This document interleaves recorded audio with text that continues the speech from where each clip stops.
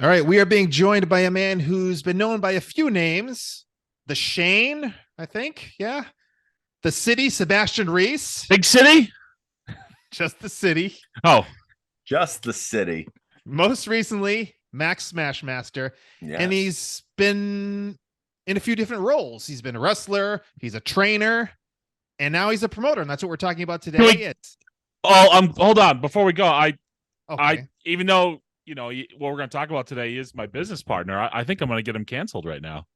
What happened?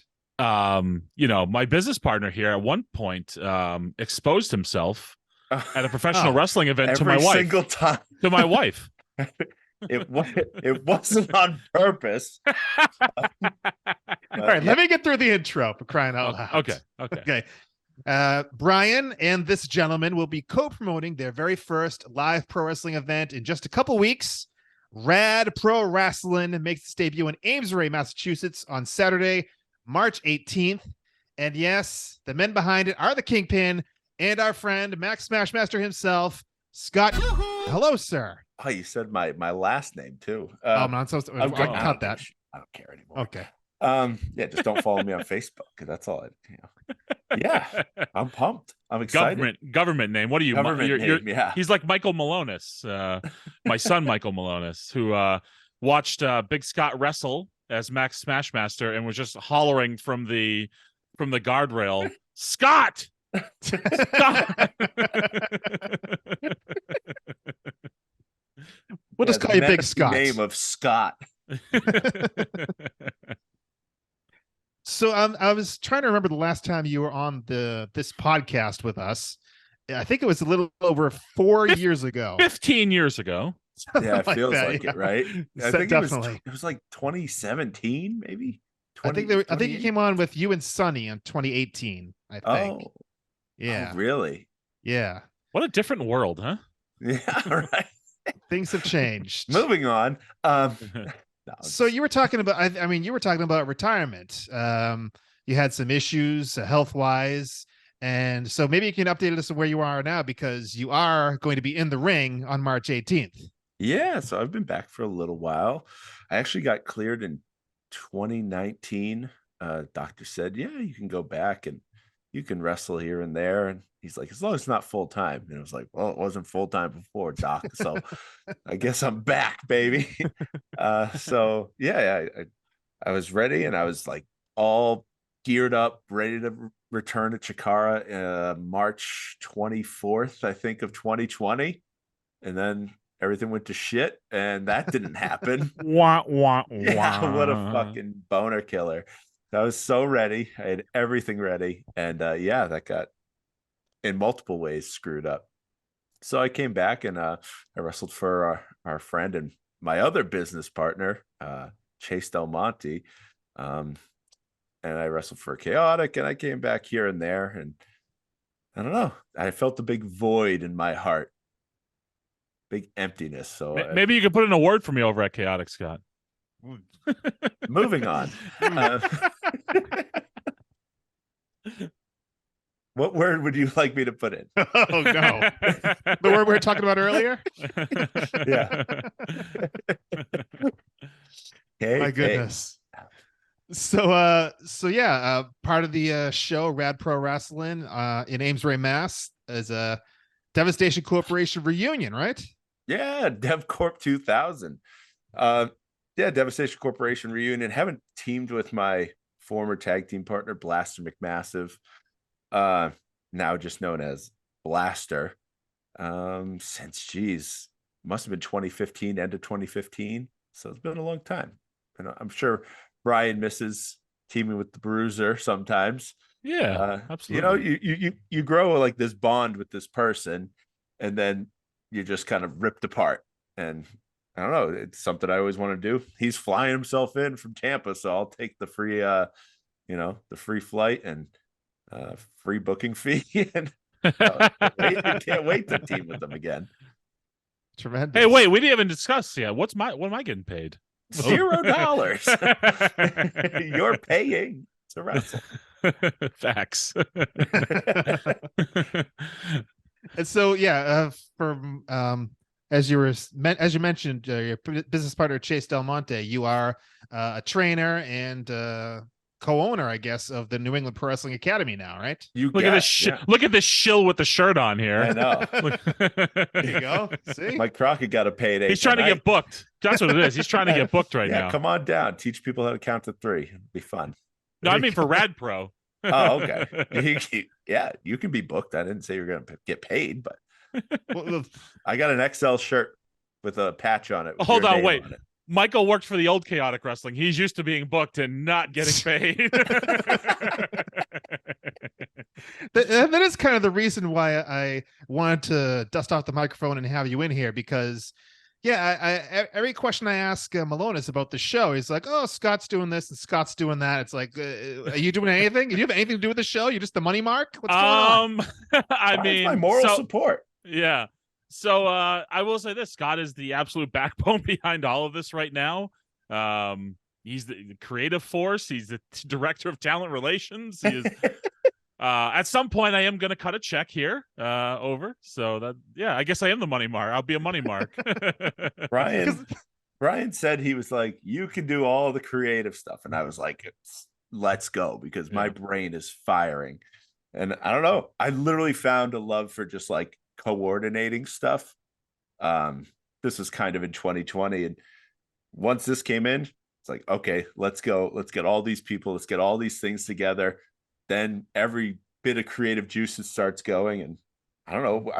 I felt there was a huge void in wrestling, and I think Brian felt it too. So why not try to fill it with what we're trying to produce? Yeah, I mean, this is not a knock against like any other promotion in the area, because there's a lot of good quality wrestling in the area. It's just, could we just do like every other indie and just book local talent and put them in the cup and shake it up, and you get the different matchups that all the local promotions work with the same 15, 16 people. But no, we got a different vision. We got a different direction. Scott is the absolute creative force behind it. I like to call myself the director of imagination. There we go. I like that. Never have before. That's brand new.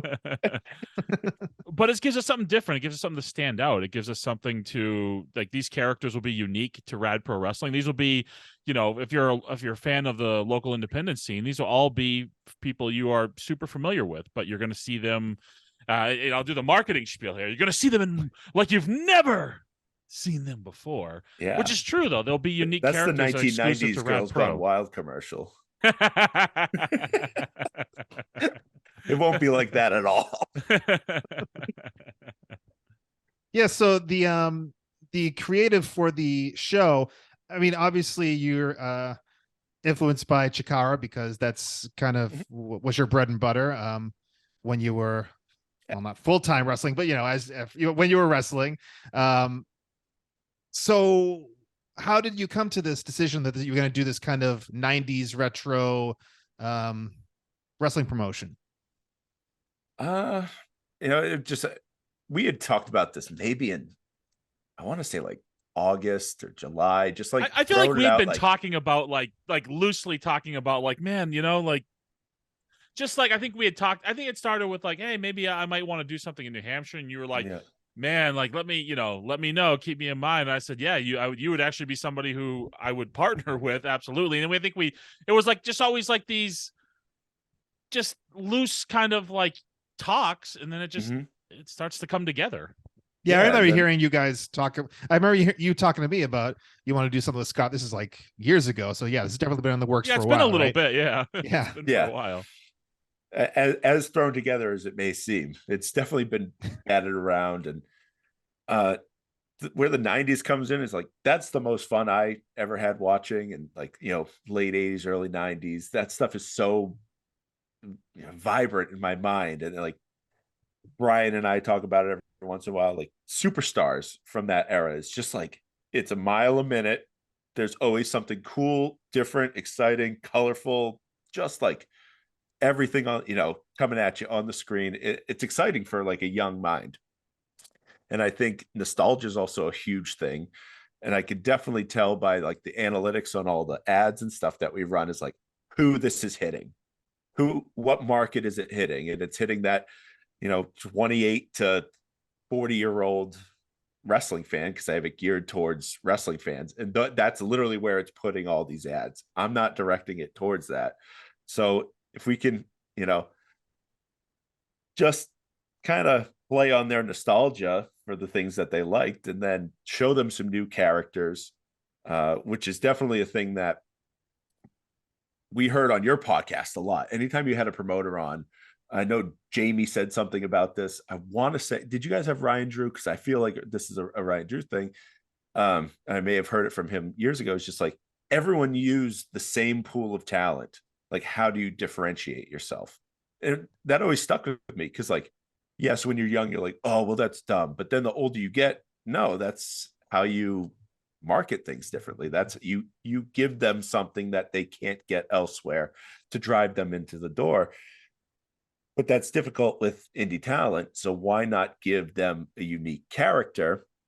So that way, when they come to your show, that's not the only place they can get it. I would hope that they would do these characters only for us, but I can't like make them sign a contract or some bullshit. But like, yeah, come see the characters they do here, see them in a completely different light.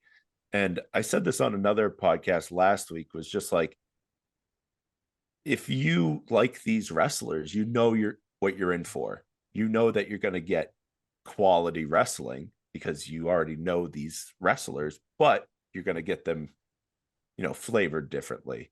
So sometimes you'll see like a poster for a show with a ton of people you've never seen before. You don't know, unless you do a ton of YouTube research, if they're going to be good wrestlers or you're going into some dirtbag show. But this, at least a lot of these people are high quality wrestlers, and then you're getting them in a different light. Yeah, and it's a market that's saturated. New England market is pretty saturated right now. But so it's, to want to do something, I think we have to be different. We have to be unique. We have to offer something different to the marketplace. And since Chikara's been gone, I mean, just forget like just New England, but in the wrestling marketplace, really, like, there's a void for it, right? There's a void for this sort of product. So it's something that that I'm really excited about. And, do I listen to Scott's ideas? And sometimes I go, well, Jesus Christ, I would have never thought of that. Like, I think he might be doing some shrooms or something over there in his spare time, but it's gonna I can't do anything. So this is me sober. Like, it's gonna be wild. It's gonna be different, and I think it's gonna be something that attracts audiences that the other promotions might alienate a little bit, right? Like, I see, this is not a knock on any promotions, but there's a lot of promotions that do blood and swearing and middle fingers and all this stuff, and it's just like, I don't know, man. Like, there's, it's a business, right? So if we cater to those families and kids and things like that, and that's what comes to our shows, I don't so much care if somebody's having a match that's going to garner buzz on the tweeter. Yeah, and one thing that I kind of realized in the past, 2 months, 3 months, God, even 6 months, is like, wrestling sometimes is just the delivery tool for a great story, right? So if you have a good story and fun characters and people that, hopefully are invested in those characters on both ends, the people portraying the character and the people watching the character, then maybe, just maybe, you can have something really special that isn't just a super high quality 5-star, whatever that means, matchup, right? Like, you can just invest someone in a character going against another character with stakes at hand. And I think that would be really cool. I mean, a little preview down the line. Wait till we bring Flex Rumble Crunch back, and Scott develops a drinking problem, and Flex pushes him off Titantron. Yeah, we gotta wait for one of them, one of our kids to grow up, his or mine to grow up, right? And then they kill me. Right, that's how LOD 2000 ended, right? That's when Rad Pro gets to around Rad Pro 2000. Yeah, things start to go real crazy. That's when we bring in the swearing and the blood. We tried to book Tammy Sitch too, but she may be a little busy at this point right now. I like you guys saying long term, so that's good. Yeah. So yeah, the gimmicks, Scott. Some of these I'm like, my goodness. So like, what's going on in that head of Talk to me. yours? Can you like take us through like how do you I want you to settle on do a me a gimmick for a favor. person? I want you to look at that list I sent you and Yes. ask me which one stands out to you, and that then I can tell you about them. Let me see here. Ned Relish. Ned Relish, right off the bat. great guy, great guy. He's a long tenured employee for the company he works for, alongside Carl Patrick Alabaster, who's a newer employee at their business. And unfortunately, they have a manager at the company, not like a wrestling manager, but a manager at the company, Todd Doo. And don't call him Doo-Doo. All right, Todd Doo. And Todd Doo he's really in love with Carl Patrick Alabaster. Like, he thinks he's such a great employee, but he almost gives Ned Relish, like, he just doesn't give him the time of day. And Ned Relish, he's so sweet Ned Relish, they like to call him. But yeah, they're the break room. They're, it's the long tenured employee, the new young employee, and they're a hot babyface tag team. It's all up here, baby. Ask the look on Crockett's faces. Ask me anyone. Is someone's name Blossom Oak? Yes, yeah, Blossom Oak. He's nature's child. So Blossom Oak and his his brethren, Leaf Montgomery, they're vegans. It's kind of a new thing in the 90s, veganism. So yeah, they're very into the earth. They actually can communicate sometimes by just like feeling the leaves and being one with the earth. They can talk to each other. But yeah, they love veganism, and they also kind of have a god complex. That's why they call themselves the plant-based prophets. PROPHETS, not prophets like street profits, but maybe a play on words there. Perhaps. Yeah. Now, as you mentioned, DevCorp 2000. What's going to be different about Devastation Corporation now that they're DevCorp 2000? Well, DevCorp 2000 are a tag team from, a bygone era. We're just trying to recapture their glory that they once had. But maybe they're a little bit too old. Maybe they're a little bit too broken down. But they got new names, Max and Blaster, as opposed to Max Smashmaster and Blaster McMassive. No vowels. And they have Z's in their names, so they're cool. That is a 2000 thing. Now, is there any the Techno Team 2000? Is it anything like that? They were very big. No, this is more like LOD 2000. If you couldn't tell. You go. Yeah. Perfect. Now, has there been any pushback from any talent to these gimmicks, or has there been collaboration, or is it all you? Some collaboration. Jesus, can't talk. So yeah, like some people I put a little bit more trust in, I want to say, just because I know them. So people like City Bacabella had quite the hand in developing him and his what do you call a man? His talent, his charge. His charge, his steed. So he had quite a hand. We went back and forth, but like some other people I just had gimmicks for, like the Botanicals, the smarmy mixologist tag team. The vegans were already kind of vegan characters, so like this is just a different take on them, maybe a little bit more god complex, a little bit more heel. So yeah, it's like I also want it to be that these are the wrestlers portraying new characters rather than like the person, if that makes sense. So like they can promote it on their social media. They don't need new social media. They don't need to discourage like, oh, that's not me or anything like that, which is things that we did in Shikara that I wasn't super fan of, right? We had to like separate completely as if people didn't know that we were the same. But when you are at that show, and let's just call a spade. If this fails like completely, we're not going to just shove this down people's throats. Like, so hopefully over time, people will engage with these characters and want to come and see them in these characters. So I like to think of it as Disney World. When you go see Mickey Mouse, he doesn't pull the head off like and start ripping a butt right on Main Street, USA, right? Like, you know, like he's always Mickey when he's got the gimmick on. So all these characters will always, you know, when they're at the show, they'll portray the characters that have come. And pushback, I haven't really had any pushback, because I just sell it to them like, hey, this is a place to come, try something new, and like be something that you don't have to be you know, elsewhere. Try new things, try on a different flavor, and just have fun. That's all it needs to be. And which is something that some people kind of get like pigeonholed into their gimmick, and like it's almost like they're trapped in their gimmick. Some people are great at it, some people definitely get like bothered by it and annoyed by having to constantly just be the same thing. But you know, this is a great place to come and just try something new. Now, Brian, is this your first time seeing these?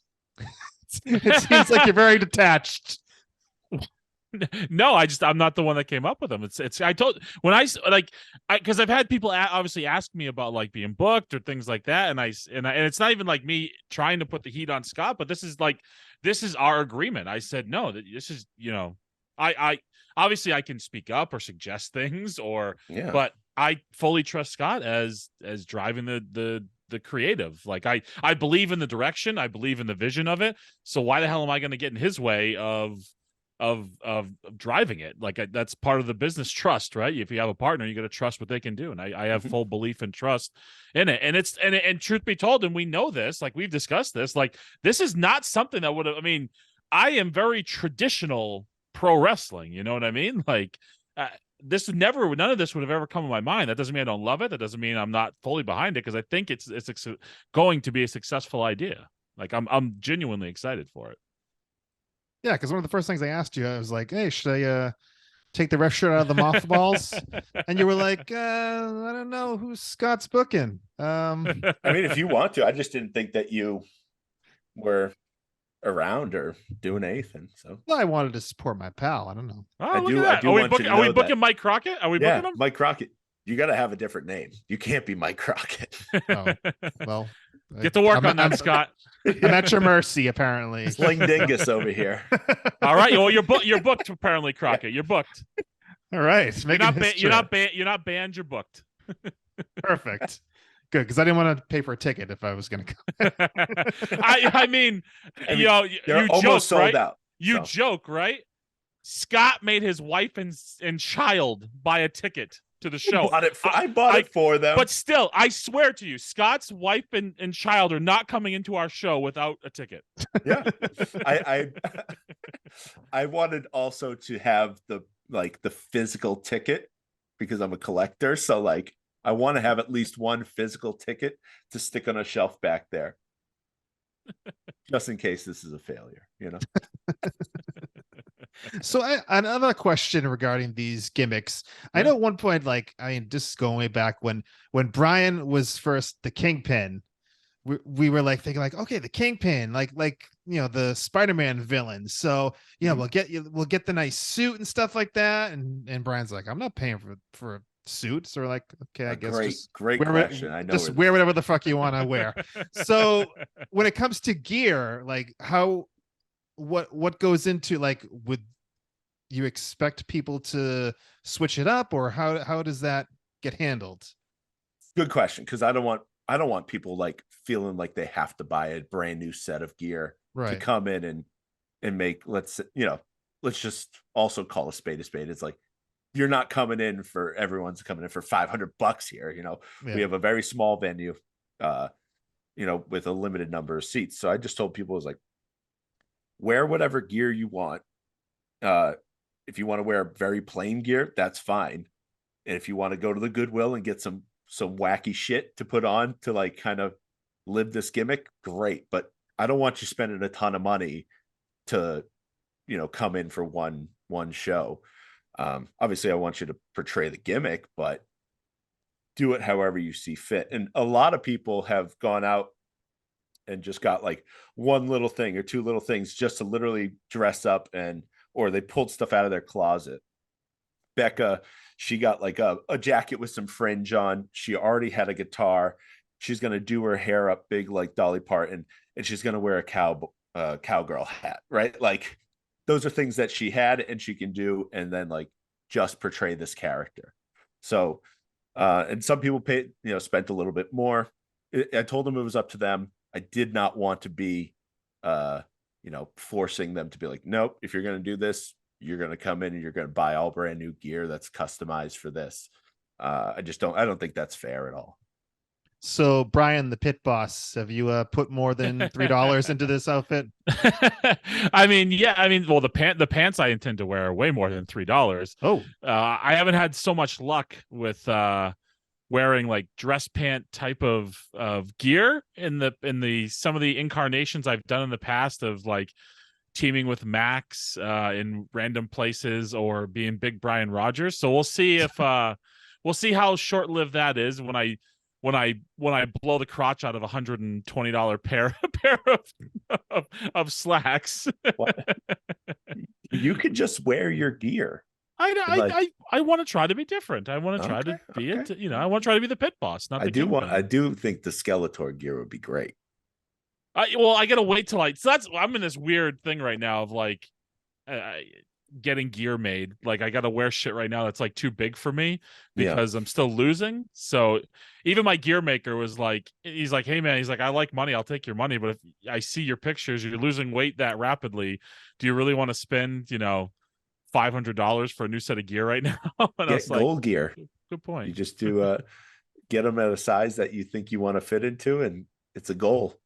Well, I have weight markers. So I have when I get under 400, it won't be the Skeletor gear yet. I have a Juggernaut set of gear. I remember that I'm gonna get ordered, and then I think when I get to when I get to like 350 is when I'll finally do the Skeletor gear. Awesome. So that's amazing. But yeah. Yes, I put thought into it, Michael. I'm glad you're putting thought into something to go with Rad Pro Rasslin here. Well, yeah, it's not like WPAN. I actually care about this. Ooh, oh, you bitch. Someone's gotta. Come on, it's episode 201. Come on, we're back in it. We're back. We're back, baby. Are you using my babies now? Of course. So Scott, I'll go to the guy who knows everything. The venue. How did you settle on this venue in Amesbury, Mass? Well, they wanted wrestling, and I knew we could provide it, and the price was just right. $3.99. So, yeah, I mean, it's a super small room. It's probably going to be one of the smallest rooms everyone in the world wrestles in. But they have a great outdoor area. So the first one's kind of like a test, and then we can move to the outdoor for the summer months, and then maybe a new venue. But Brian and I have also talked about is like, if you're going to be running one venue, like try to keep the stories consistent for there. And then when you go to a new one, you can build and, deliver, the end of stories there. So that's a little bit difficult. Thankfully, there is a streaming component, but we're not going to talk too much about that because it won't be live. It'll be after the fact. But so the ring will be on one side of the room, and then every fan will be on the other side. So it'll be like 1/3 of the room will be the ring, and then 75 chairs set up for everyone who's coming in. So I had that was another question I had. Like, are you looking beyond this show and looking to make this a regular thing? And you are, if this should be successful, you're thinking about future plans. Yeah. I mean, but it's going to be successful, right? I mean, that's the one thing that we have both talked about. Like, we're not going to, we'll do everything to make it successful, but at the same time, like, and I'm not going to announce, 3 years worth of dates, and make these grandiose plans that everybody does, right? You see it happen all the time in independent wrestling, and it's people think like, it really is less is more, right? I mean, I think of, Scott, and you've seen it in your travels as well, and Mike, you've seen it. We've all seen it where you burn out towns, promotions burn out because you just exhaust your fan base. Mm-hmm. So Also, too, if you're running, independent shows, right, and you're running them close enough together, both in date and proximity, you almost split your own audience. Well, they're going to be back there again in 2 weeks. I'll catch it in 2 weeks. I got something else I want to do this week. So if you can figure it out, and I think of the way we used to do Chaotic, right? We had Woburn and Lowell, and we'd run that venue every 6 weeks. We'd run every 3 weeks, but we'd run only the same venue once every 6 weeks. Something I always think along those lines, because I think you can be successful. But if you're running weekly or every week, and I mean, there are exceptions, right? Beyond does a phenomenal job with Wrestling Open, where they run every week and they've built an audience, but that didn't just happen overnight. Like you gotta put some effort in. You got to grow a fan base. So we're really starting from the ground up. We're starting from absolute scratch here, and we got to be successful. But yeah, I think the plan in our minds is this becomes a staple of the independent wrestling scene in New England. Yeah, I think to backpack on that is piggyback on that. Actually, not backpack. I made that up. I thought the best way to run was how Limitless started. I mean, Limitless is still drawing really, really well, but I think they're month to month now. When they were running once every other month, it was like an event. Every time that they ran, it's like, oh, Limitless is this weekend, especially for me. And I thought that was great. Will we run every other month? We'll see. The first year is going to be, if we make it a year, then we'll think about the future after that. But I definitely think if this one goes well, which by all means it's going well so far. So we have 15 tickets left as of this recording. If it sells out, then it's pretty much paid for itself. I have an Excel spreadsheet so to know for sure. Little known facts: Max Smashmaster is a complete friggin' Excel nerd. So, oh yeah, yeah, I'm a nerd all around and a psychopath. So I mean, I don't want to lose money. I want to put in the money that I need to, and then not have to worry about it. And then it comes back and it just keeps rolling, and maybe it tacks on a few extra $100, and then we can book Matt Cardona to do something stupid, whatever. You'll just be losing Brian's money. Who cares? No, because I'm paying too. It's not just. Oh, okay. I don't got that Sinclair broadcasting money rolling in anymore, Mike. Oh, boo. That funded a lot of stuff. That funded a lot of stuff for the WPAN, though. It did. Appreciated that. No more double dipping for the Kingpin. Maybe I'll get that con money at some point. We'll see. Things are starting up, right? Either Tony or Nick. Yeah. Somebody named Con. Different spellings, but I would make gladly a character with the last name Con. I would gladly accept paychecks from either. So it's very, Mike, if we're going to restart the podcast, I mean, that's kind of my MO, right? Start something and then get a break. So yes, exactly. Right, as soon as it gets going again, you'll find another distraction. Yeah. So you would consider it, if you sell these last 15 seats, would you consider this? Well, I guess you'd have to do the show. What would a success be all around for this to go forward? I would say sell those last 15 seats, make sure the show goes as swimmingly as possible.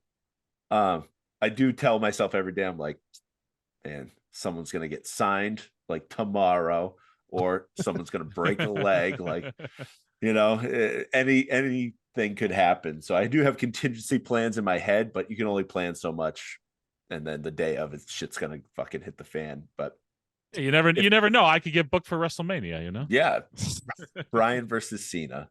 The match. Yeah, I mean, the rematch from from or I mean, I still owe a rematch from I'm sure Kofi would probably want a shot at me to get his win back. I had his last win. Ivar has a long history. I mean, there's plenty. It writes itself that the match that hundreds of thousands could be back. Millions of people would want to see these rivalries that played out in the PAV in Lowell, Massachusetts. Brian, there's no more druids, so I think you're out of luck. Scott, did you know this? Me and Michael are former WWE superstars. The Pay-per-view Druids. superstars. Yeah, I know. Yeah, I know. I could pick you out of the crowd. I mean, I may be the only guy ever in the history of being a druid who can verify that I was a druid. And face unseen, by the way. Yeah. It was a big cloak. Anyway, People know that ass anywhere, you know. So Amesbury, Massachusetts. What's the name of the venue? Bear Wolf Brewing. BAREWOLF Brewing. I have the address somewhere. Google it. Bear Wolf Brewing. So yeah, it's a great brewery. There's like a nice little room off to the side. But it's an all ages show, right? All ages show. Okay. 100%. The building's also all ages. So like there's little arcade games and things. Some good eats, right? Some good eats. They do some minor things, but I don't think they're ready for 75 people to come in looking for food. But yeah, I definitely think it could be very successful. It's just getting through this first one is going to be, stressful. It's already stressful, but yeah. but I'm excited. I'm so pumped. I haven't been this pumped for something in a long time. So yeah, it's gonna be. I mean, it's something different, like you guys said. I mean, rather than the same, same 20 guys, if you're in a different promotion, it's something that's you needed to have a different angle to come into this market. So I think it's a good idea, and I think you got something going here. Before we go, I want you to give me one more name off that list because I like this. This is a fun exercise. It is a fun game. Okay, name off that list. Well, how about CJ Cruz? CJ Cruz? No, CJ Cruz. CRUZZ. Cruz. CJ Cruz. CJ Cruz is pretty much the easiest one. Yes, I know. I just wanted to say Cruz. CJ Cruz is I mean, it's not my name. I don't care. He's a young hot upstart, and that's literally it for this show. Young hot upstart. In the vein of Jim Powers, maybe a youngster. Yeah, the youngster. Yeah. Okay, then what Rumble was that? Where like Carlos Colon came out. Like, this He's like 94. Yeah. Okay, how about is it Eyeless? Eyeless. Ooh, Eyeless is a very kind of disturbing character. So Eyeless is she almost looks like a Raggedy Ann doll that was left out in the rain. One eye, the other eye is in her palm. She also has a feral child on a chain that brings her to the ring. The feral child's name is Flitz. Doesn't really speak, but it looks up to Eyeless. Eyeless is also known as the Eyes Inside, which is a nice little moniker. But not too much is known just yet about Eyeless. Just know that she looks like a Raggedy Ann doll that was left out in the rain, which is a very difficult character for me to portray to someone and sell someone on. But I think Shannon is good enough to do this. She is literally the star of New England Pro Wrestling Academy right now. She's so talented. And right now she just goes by her government name. But I want to see if she can do literally the hardest character on this show. And she did get a lot of gear for it. She bought her, a bunch of stuff for it. And I think it could be really cool if she's able to pull off how difficult and complex this is. I've given her a lot of the backstory, which I don't want to give just yet, but there is a lot to it. I just want to point out, did you notice over Scott's left ear, Michael? Yes. Look at that. It's a pencil. Oh, yeah. This guy's a booker. He's a writer. Did you not notice that I set myself up to look like a booker? Where's your rolled up booking sheets? Says it here. All right. This is 5 years of stories right here. That's my wife's work documents. You just created a security incident for our company. Well, I'm very interested to see how this all goes. I mean, I guess I'm going to be there. There's only now, one way to so- see it, Michael. Yeah. If you be there live. Yeah. Go to Rad Pro Rasslin, RASSLIN.com. To get your tickets. I Yes. mean, by the time this comes out, they might be all gone. It's very possible. It's very possible they might be gone, but just in case they're not, if you're hearing this, get your ass to the website, buy now, or you're going to be shut out.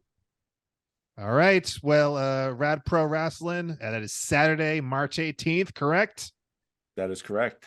Amesbury, Massachusetts, at the Beowulf Brewery. Special 4 p.m. bell time. Oh, thank you for that. 4 That's p.m. yes. That's good to know. 4 p.m. bell 3:30 time. doors, 4 p.m. bell time.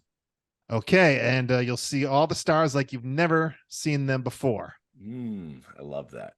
So thank you very much, Scott. Last name redacted, for being Scott here. Good character, Scott. Scott Big Redacted. City. Really appreciate your time. Thank you, sir.